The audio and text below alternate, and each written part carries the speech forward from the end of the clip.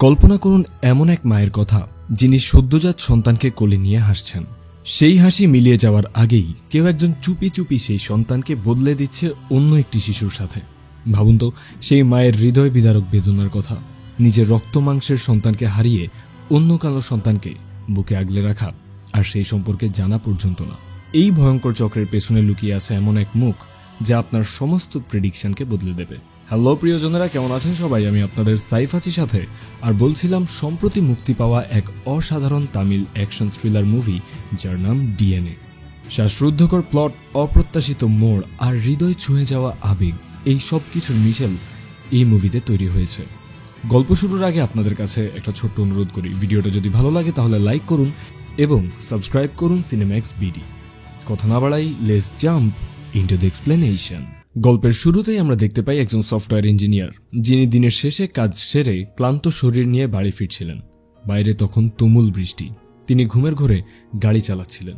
হঠাৎ করে অসাবধানতা বশত সামনে থাকা একটি গাড়ি ধাক্কা দেয় রাস্তায় পড়ে থাকা এক দম্পতিকে। দেখে ভয়ে তার শরীর হিম হয়ে আসে। দ্রুত অ্যাম্বুলেন্সে ফোন করেন তিনি। অ্যাম্বুলেন্স চালক তাকে চিনতে পারে এবং আশ্বস্ত করে বলে, চিন্তা করবেন না স্যার, আমি দেখছি। দম্পতিকে গাড়িতে তোলার সময় হঠাৎ একটি শিশুর কান্নার শব্দ শোনা যায়। পাশেই গাছের নিচে একটি নবজাতক শিশু পড়েছিল। সৌভাগ্যবশত শিশুটি একটি নরম বিছানার মতো জায়গায় পড়েছিল, তাই তার তেমন কোনো ক্ষতি হয়নি। হাসপাতালে পৌঁছালে জানা যায় সেই দম্পতির মৃত্যু হয়েছে। যেহেতু এটি একটি দুর্ঘটনা, পুলিশ আসে তদন্তের জন্য। কিন্তু সেই অ্যাম্বুলেন্স চালক পুলিশকে বলে, আমি রাস্তায় এই দম্পতিকে পড়ে থাকতে দেখেছি, তাই তাদেরকে এখানে নিয়ে এসেছি। এভাবেই বুদ্ধি খাটিয়ে তিনি ইঞ্জিনিয়ারকে পুলিশি ঝামেলা থেকে বাঁচিয়ে দেন। ওই সময় সে হাসপাতালেই এক মহিলা একটি মৃত সন্তান প্রসব করে। নার্সরা জানায় শিশুটি আর নেই। দীর্ঘ 10 বছর পর বাবা মার সন্তান পেলেও তাকে হারিয়ে তারা একেবারেই ভেঙে পড়েন। এই হৃদয় বিদারক দৃশ্য আড়াল থেকে লক্ষ্য করছিল সেই সফটওয়্যার ইঞ্জিনিয়ার। তখনই তার মাথায় একটা চিন্তা আসে, যদি রাস্তায় পাওয়া এই শিশুটিকে এই সন্তানহারা দম্পতির হাতে তুলে দেওয়া যায়। তিনি তার প্রস্তাব দেন। নিঃসন্তান পিতা কিছুক্ষণ ভাবার পরে রাজি হয়ে যান। এইভাবেই সেই ইঞ্জিনিয়ার একদিকে যেমন পুলিশি ঝামেলা থেকে বেঁচে যায়, অন্যদিকে একটি দম্পতিকে সন্তানের মুখ দেখায় আনন্দ এনে দিতে। কিন্তু এই আনন্দ কি স্থায়ী হবে? দৃশ্য এইখানেই শেষ হয়। এরপর গল্পটি চলে যায় সরাসরি 20 বছর পরের বর্তমান সময়ে। আমরা দেখতে পাই আমাদের সিনেমার নায়ক আনন্দকে। আসলে আনন্দ প্রেমে ব্যর্থ হওয়ার কারণে মদের প্রতি আসক্ত হয়ে পড়ে। সারাক্ষণ সে তার প্রেমিকাকে মনে করে মাতাল অবস্থায় পড়ে থাকে। আনন্দের পরিবারের সবাই খুবই অতিষ্ঠ। তার বাবা একজন প্রফেসর আর 2 ভাই ভালো চাকরি করে। শুধু আনন্দই তার জীবনে তেমন কিছুই করতে পারেনি। কোনো কাজ করে না, সারাক্ষণ নেশা করে পড়ে থাকে। তাই আনন্দের পরিবারের লোকেরা সিদ্ধান্ত নেয় ছোট ভাই প্রকাশের বিয়ে দেয়ার। প্রকাশ ইতিমধ্যেই একটি মেয়েকে ভালোবাসে এবং সেই মেয়েটির কথা তার পরিবারকেও জানিয়েছে।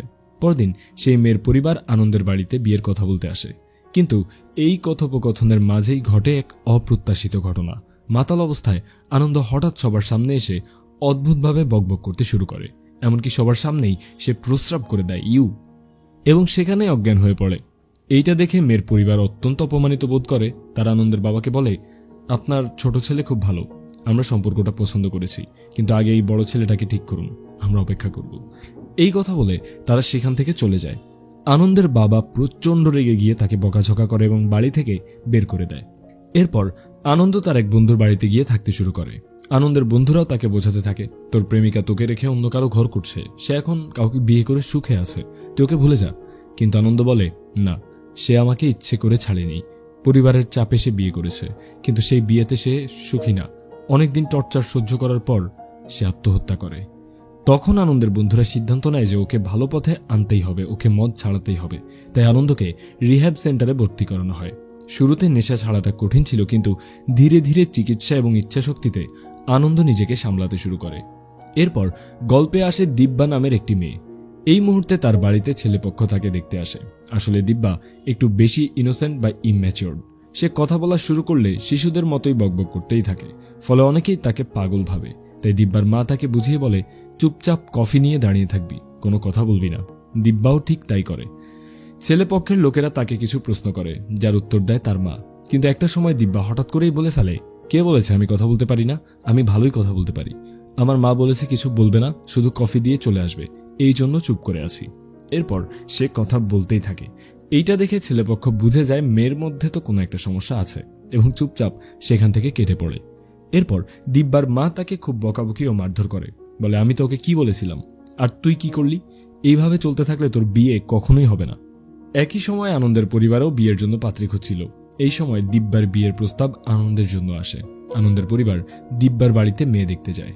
আনন্দের বাবা দিব্যার পরিবারকে সবকিছু খুলে বলে, আমার ছেলে আগে এক মেয়েকে ভালোবাসত, ব্রেকআপ হওয়ার পরে সে মদের নেশায় পড়ে, কিন্তু এখন সে ঠিক হয়ে গেছে। তখন দিব্যার বাবা মা ভাবে আমাদের মেয়েও বা কতটা ঠিক আছে, তাই তার সম্পর্কটা মেনে নেয়। শেষ পর্যন্ত দুজনের বিয়ে ঠিক হয় এবং বিয়ের দিনও চলে আসে। কিন্তু রিসেপশনের সময় দিব্যা অতিরিক্ত কথা বলতে থাকে এবং তার কিছু অদ্ভুত আচরণ সবাই লক্ষ্য করে। এইটা দেখে আশেপাশের লোকজন ভাবতে শুরু করে মেয়েটা পাগল নাকি। এইসব কথা শুনে আনন্দের বন্ধুদের সন্দেহ হয় যে এই মেয়েটার মাথায় সমস্যা আছে। এরপর তারা আনন্দের বাবার কাছে গিয়ে বলে, আঙ্কেল, আনন্দ এখন মদ ছেড়ে দিয়েছে, ভালো চাকরি করছে, কিন্তু মেয়েটাকে ঠিক মনে হচ্ছে না, দয়া করে এই বিয়েটা বাতিল করে দিন, আনন্দ আরো ভালো মেয়ে পাবে। এই কথাগুলো দিব্যার পরিবার শুনে ফেলে। এরপরই দুই পরিবারের মধ্যে ঝগড়া লেগে যায়। দিব্যার পরিবার বলে, আমাদের মেয়ে যদি পাগল হয় তাহলে আপনার ছেলে কি খুব সাধু? তার কি গ্যারান্টি যে সে মদ ছেড়ে দিয়েছে? এইসব কথা শুনে দিব্যা ভীষণ কাঁদতে থাকে, কারণ তার মনে হতে থাকে এই বিয়েটাও হয়তো হবে না।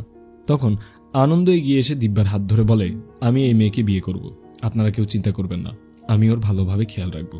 আমার বিশ্বাস দিব্যা আসার পর আমার জীবন আরো সুন্দর হবে। এভাবেই আনন্দ আর দিব্যার বিয়ে হয়। বিয়ের পর তাদের জীবন ধীরে ধীরে সুন্দরই হতে থাকে। একে অপরকে বুঝতে শেখে। আনন্দ দিব্যার খুব যত্ন নেয়, কোথায় কার সাথে কিভাবে ব্যবহার করতে হয় এইসব সে দিব্যাকে ধৈর্য নিয়ে শেখায়। আনন্দ নিজেও মদ ছেড়ে দিয়েছে আর পরিবার গড়ার পরিকল্পনায় মনোযোগী হয়। কিছুদিন পর দিব্যা কনসিভ করে। আনন্দ নিজেই দিব্যাকে হাসপাতালে নিয়ে গিয়ে তার সব চেক আপ করায়। পরিবারের মধ্যে একটা সুখের আবহ তৈরি হয়। প্রেগন্যান্সির খবর শুনে দুই পরিবারই খুবই খুশি। এরপর আমরা এক বুড়ো মহিলাকে দেখতে পাই, যার হাতে অনেকগুলো স্ন্যাক্স থাকে। সে একটি সরকারি হাসপাতালে আসে প্রেগন্যান্ট নারীদের কাছে স্ন্যাক্স বিক্রি করতে। কিন্তু হঠাৎই দেখা যায় সে এক নবজাতক শিশুকে চুরি করে তার স্ন্যাক্সের ব্যাগে ঢুকিয়ে তার উপর কিছু খাবার দিয়ে ঢেকে সেখান থেকে চলে যায়। ভাবুন কতটা ঠান্ডা মাথায় এই কাজটা করা হচ্ছে। এদিকে আমরা দেখতে পাই কিছুদিন পর দিব্যার ডেলিভারির তারিখ এলে তাকে হাসপাতালে ভর্তি করা হয়েছে। দিব্যা একটি ছেলে সন্তানের জন্ম দেয় আর শিশুকে দেখে দিব্যার মুখে আনন্দের হাসি ছড়িয়ে পড়ে। এক নার্স সেই শিশুটিকে আনন্দের পরিবারের সামনে নিয়ে আসে। সবাই খুব খুশি, বিশেষ করে আনন্দের বাবা, কারণ এখন আনন্দ পুরোপুরি সংসারী হয়ে উঠেছে। আনন্দের বাবা এক জ্যোতিষীর সঙ্গে যোগাযোগ করে জানতে চায় তার নাতির রাশিফল কেমন। জ্যোতিষী বলে, আপনার নাতি খুব ভালো সময় জন্মেছে এবং ভবিষ্যতে আপনার বংশের নাম উজ্জ্বল করবে। এই কথা শুনে আনন্দের বাবা আরো খুশি হয় এবং শিশুটিকে ইনকিউবেটরে নেয়ার জন্য আবারও নিয়ে যায়। ঠিক তখনই দেখা যায় সেই বুড়ো মহিলাটি আবারও ওই প্রাইভেট হাসপাতালে আসে ব্যাগ হাতে নিয়ে। কিছুক্ষণ পর নার্স দিব্যার শিশুটিকে তার কাছে দুধ খাওয়ানোর জন্য নিয়ে আসে, কিন্তু দিব্যা শিশুটিকে দেখে চমকে যায়। সে বলতে থাকে, এটা তো আমার সন্তান নয়। এই কথা শুনে পুরো পরিবার স্তব্ধ হয়ে যায়। হাসপাতালের নার্স বলে, না না, এটাই আপনার সন্তান। কিন্তু দিব্যা জোর গলায় বলতে থাকে, না, এইটা আমার সন্তান নয়, এটা অন্য কারো সন্তান। আমার সন্তান কোথায়? তখন ডাক্তার এসে দিব্যাকে জিজ্ঞেস করে, তুমি কিভাবে বুঝলে যে এটা তোমার সন্তান নয়? এইখানে তো সবকিছু লেখা আছে, মায়ের নাম, জন্ম তারিখ। এরপর আনন্দ দিব্যাকে জিজ্ঞেস করে, তুমি কিভাবে বলছো এটা আমাদের সন্তান নয়?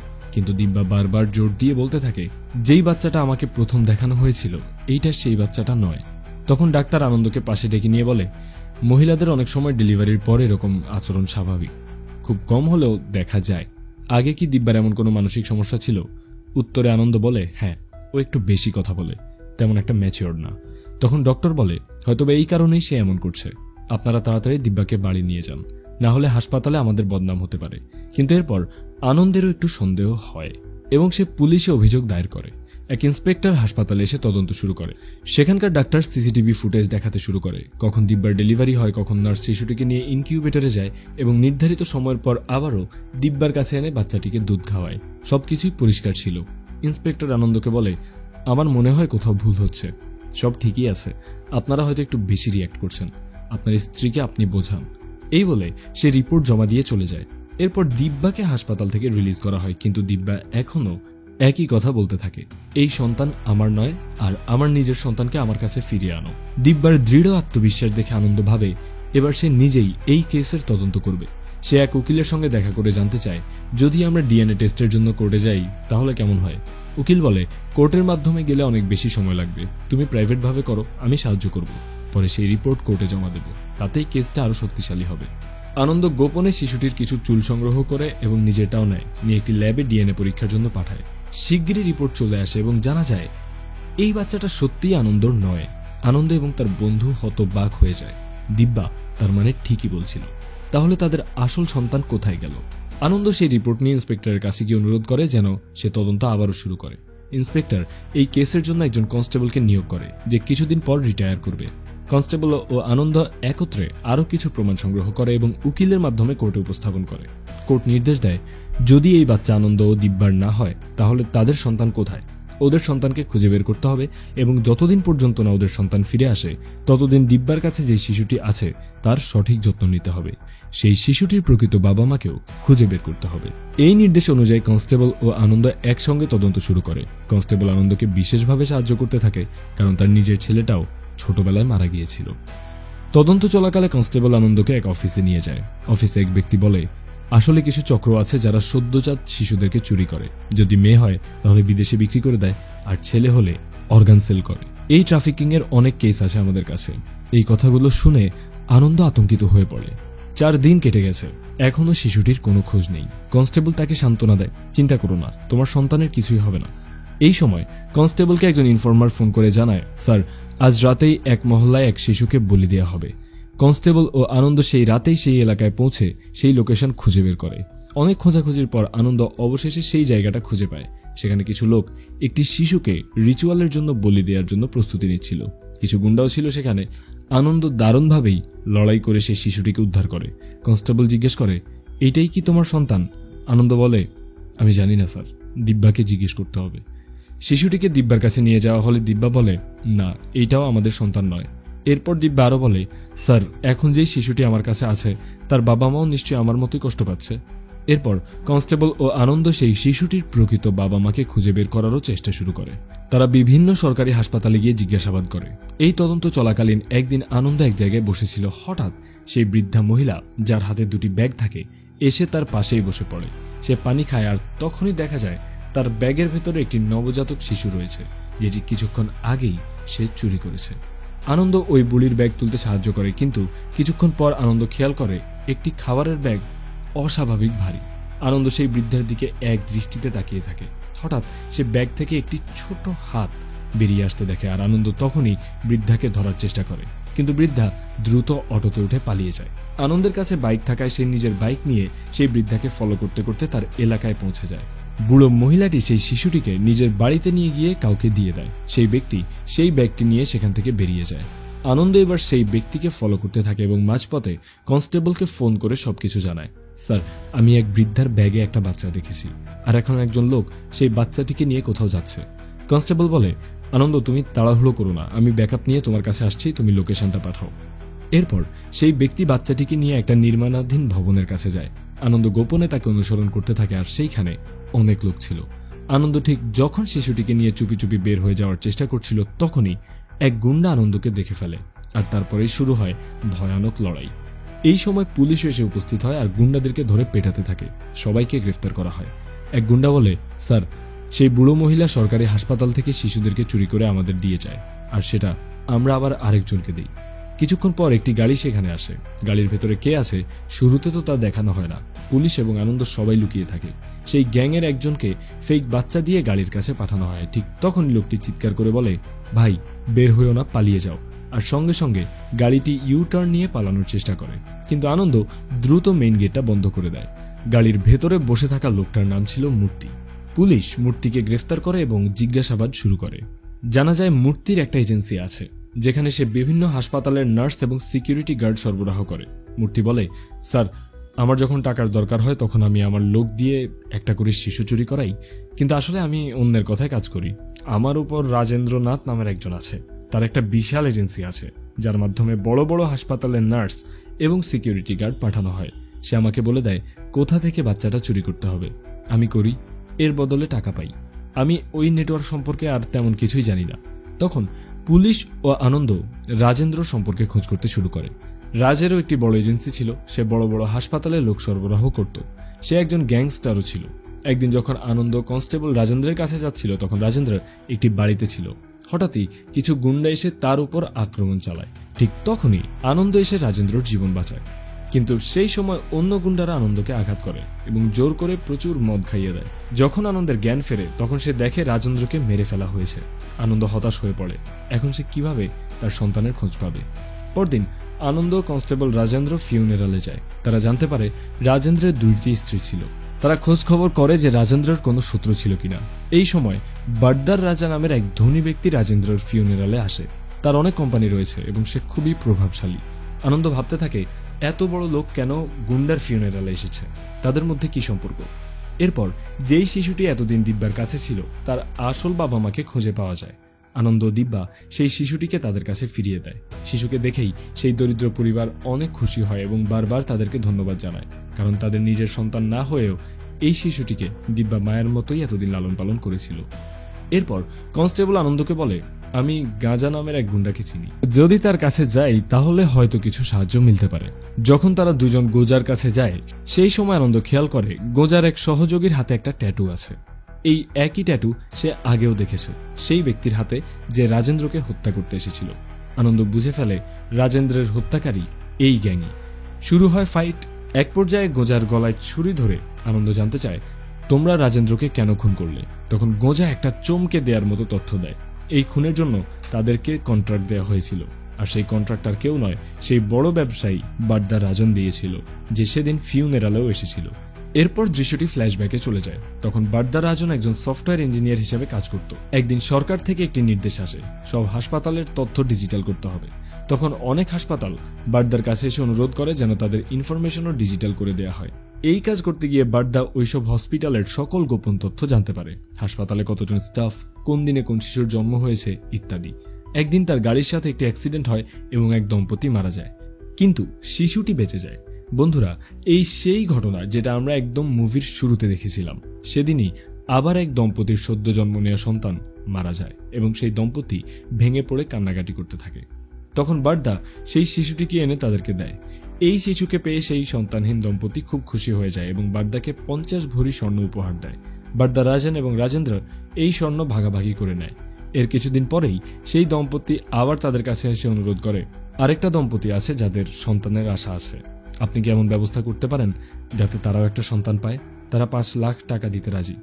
এই অফার শুনে তো বাড্ডা হতবাক হয়ে যায়। যেখানে সে পুরো মাস কাজ করে হালকা কিছু স্যালারি পায়, সেখানে একটা শিশুর বিনিময়ে লাখ লাখ টাকা আয় হচ্ছে। এই লোভ থেকেই বাড্ডার রাজন রাজেন্দ্র সহযোগিতায় শিশু চুরির ব্যবসা শুরু করে। যেহেতু বাড্ডার কাছে অনেক হসপিটালের ডেটা ছিল, সে জানতো কোন সময় কে জন্ম নিচ্ছে, কারা তাদের বাবা মা, তারা গরিব না ধনী, তারা সন্তান পালন করতে পারবে কিনা ইত্যাদি। এইভাবেই ধীরে ধীরে বাড্ডার ব্যবসা বড় হতে থাকে। পরে সে মূর্তিকে নিজের সঙ্গে নেয়। মূর্তি ছিল সেই এজেন্সির মালিক যারা হাসপাতালগুলোতে নার্স এবং সিকিউরিটি সরবরাহ করত। সাধারণত বাড্ডা যেসব সন্তানদেরকে তুলে দিত সেগুলো হতো এমন বাবা মায়ের জন্য যারা নিঃসন্তান। তবে আনন্দের মনে একটা প্রশ্ন থেকেই যায়, তার শিশুকে চুরি করে নিয়ে অন্য একটি শিশু রেখে দেওয়া হয়েছিল কেন? এর পেছনেও নিশ্চয়ই অন্য কোনো কাহিনী আছে। এরপর জানা যায় একদিন এক এনআরআই দম্পতি তাদের কাছে আসে। তার একটি ছেলে শিশু চায়, তাও আবার নির্দিষ্ট রাশির। এই রাশির শিশুর ভবিষ্যৎ নাকি উজ্জ্বল হয়। তারা বাড্ডাকে 2 কোটি টাকার অফার দেয়। বাড্ডা এরপর সার্ভার ঘেটে এমন 10টি দম্পতিকে শনাক্ত করে যাদের সন্তান জন্মাবার সম্ভাবনা আছে। তাদেরকে সে নিয়মিত পর্যবেক্ষণ করে। এদের মধ্যেই আনন্দ এবং দিব্যাও একটি দম্পতি ছিল। শেষ পর্যন্ত বাড্ডার লিস্টে 3টি দম্পতি থেকে যায়। যেদিন দিব্যার ডেলিভারি হয় সেদিন আরও 2টি মেয়ে শিশুর জন্ম হয়, কিন্তু শুধু দিব্যার ছেলে সন্তান জন্মায়। তাই বাড্ডা ঠিক করে দিব্যা ও আনন্দের ছেলে শিশুকেই তুলে নিতে হবে। সে এই দায়িত্ব দেয় মূর্তিকে। মূর্তির সঙ্গে ছিল 2 যমজ নার্স। তাদের দিয়েই পুরো বাচ্চা বদলের পরিকল্পনাটা বাস্তবায়ন করা হয়। মূর্তির পরিকল্পনায় যমজ নার্সদের একজন দিব্যার শিশুটিকে ইনকিউবেটর রুমে নিয়ে যাবে। সেখানে তার যমজ বোন অপেক্ষা করছিল একটি বাচ্চা নিয়ে, যেই বাচ্চা ওই বৃদ্ধা মহিলা আগেই নিয়ে এসেছিল। দিব্যার সন্তানকে যমজ বোনের হাতে দিয়ে তার হাতের সন্তানটিকে দিব্যার কাছে তুলে দেয় নার্সটি, আর দিব্যার শিশুকে সেই এনআরআই দম্পতির কাছে দিয়ে দেয়া হয়, যারা এই বাচ্চাকে পেয়ে খুবই খুশি। সবকিছু এত নিখুঁতভাবে করা হয় যে কেউ কিছু বুঝতেই পারেনি। কিন্তু যখনই দিব্যার কাছে সেই বদলে দেয়া শিশুটিকে দেয়া হয়, তখনই পুরো পরিকল্পনা ভেস্তে যেতে শুরু করে। আর তখনই বাড্ডা জানতে পারে যে পুলিশ এই ব্যাপারে তদন্ত করছে। সে বুঝতে পারে পুলিশ রাজেন্দ্রের কাছে পৌঁছে যাবে, তাই তার আগেই রাজেন্দ্রকে সে খুন করিয়ে দেয়। বর্তমান সময়ে আমরা দেখি যে সেই এনআরআই দম্পতি আবারও বাড্ডাকে ফোন করে বলে, আমাদের মতো আরও এক দম্পতি আছে, আপনি একটা শিশু জোগাড় করে দিন। বাড্ডা তাদের একটি মন্দিরের কাছে দেখা করতে বলে। ওই জায়গাটা হলো তাদের নিয়মিত মিটিং স্পট। সেই দিন দিব্যাও মন্দিরে আসে যেন তার সন্তান ফিরে পায় এই প্রার্থনা করতে। কিছুক্ষণ পর সেই এনআরআই দম্পতি দিব্যার শিশুটিকে নিয়ে মন্দিরে আসে। ভগবানের দর্শনের সময় তারা পুজো আর্চা করছিল, এই সময় বাচ্চাটা কাঁদতে শুরু করে। তখন দিব্যা কাছে দাঁড়িয়ে থাকা দম্পতিকে বলে, আমাকে দিন, আমি ওকে শান্ত করছি, আপনারা পূজা কন্টিনিউ করুন। তখন তারা দিব্যার হাতে বাচ্চাটিকে দেয়। দিব্যার কোলে যেতেই শিশুটির কাঁদা থেমে যায়। এই দৃশ্য দেখে বাড্ডা, যে তখন মন্দিরে পৌঁছেছে, দিব্যার দিকে তাকিয়ে থাকে। সে বুঝতে পারে যেই শিশুটিকে তারা চুরি করেছিল আজ সেটাই দিব্যার কোলে ফিরে এসেছে। দিব্যার মনেও সন্দেহ জাগে, সে শিশুটিকে গভীরভাবে দেখছিল।